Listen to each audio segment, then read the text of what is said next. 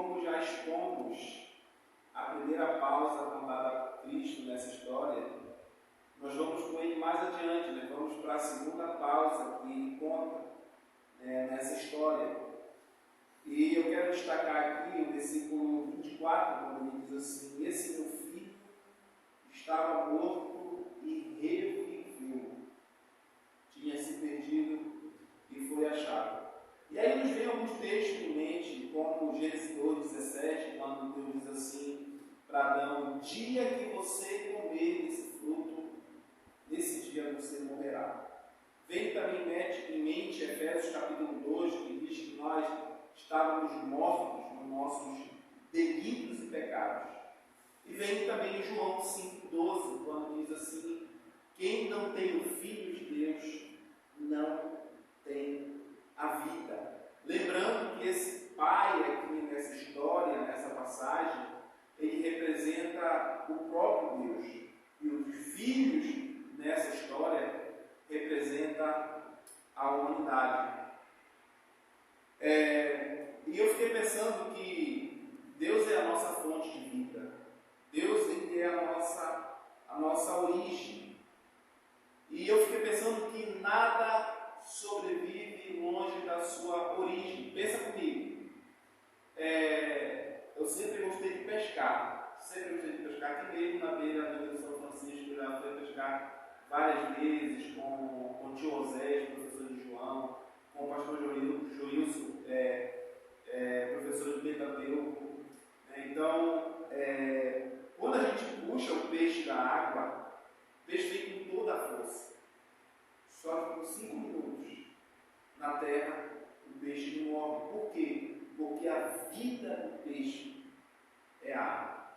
A mesma coisa com a planta. Eu tive o privilégio esse ano de trabalhar com a horta. E o Muniz me ensinou muita coisa. O Muniz é um baita de um professor, né? Ensina fora da sala de aula. E ele sempre me falava, na hora de fazer a muda, que eu precisava fazer a muda com muito cuidado.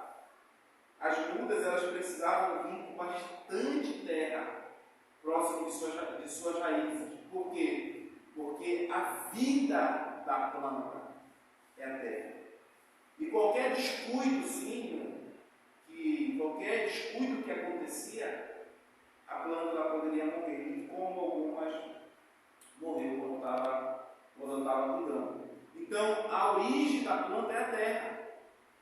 E a nossa origem é Deus. Então, nós não podemos viver longe do Senhor. Nós não podemos viver longe de Deus. Porque o apóstolo João vai dizer na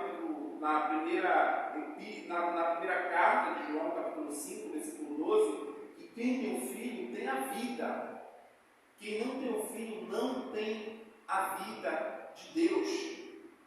Este filho pródigo, na medida que ele decidiu sair da casa do pai, ele se desconectou do pai. É como aquele celular que ele é arrancado do seu carregador. Ele é tirado da tomada, por mais que ele esteja com 100%, mas a tendência é ir diminuindo aos poucos. 90, 80, 70, 30, 20, 10, 5, 4, 3, 2, 1, até 0.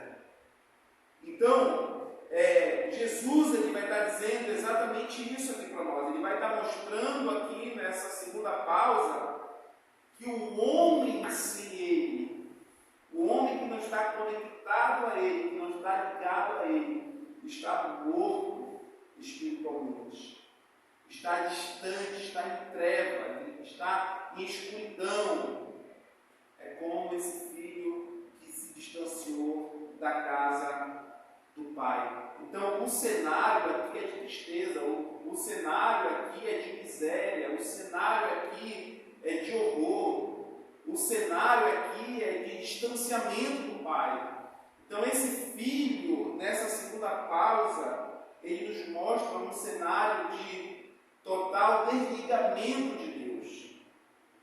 Eu queria, nesse momento, partir junto com você para a terceira pausa contada por Cristo. Na segunda pausa, temos o homem sem